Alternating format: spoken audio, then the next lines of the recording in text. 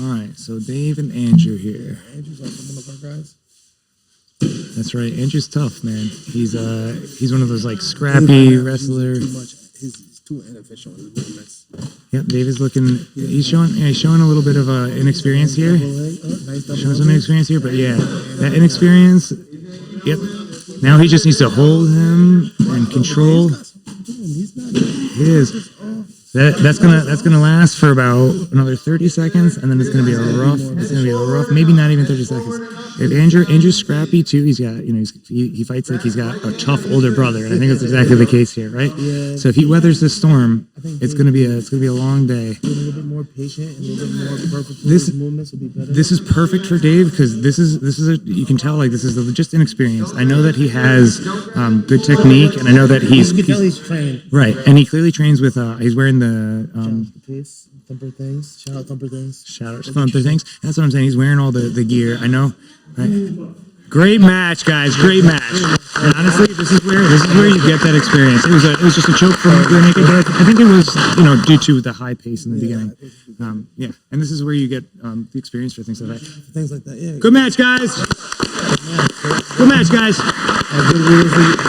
Good realistic competition. There's no replacing it. It is, and honestly, for Dave, that's what he needed because it'll allow him to get to that next level of being able to use this technique. And we've all been there. Learn that you can't just go 100 miles a minute in the first 30 seconds.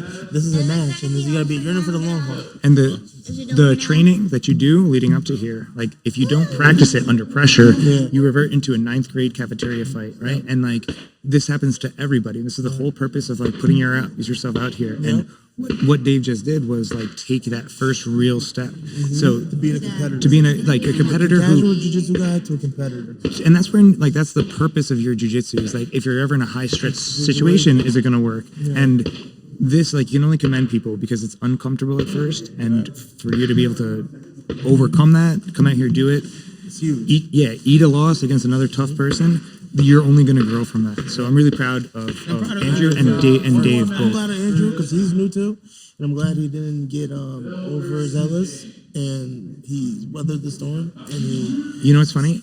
You say that because Andrew at their last tournament, it was like his first competition, and he had a very similar performance as Dave did, where he overdid it. So I think that he tempered and learned and grew, which I hope it's like the progression that I see for Dave as well. You know.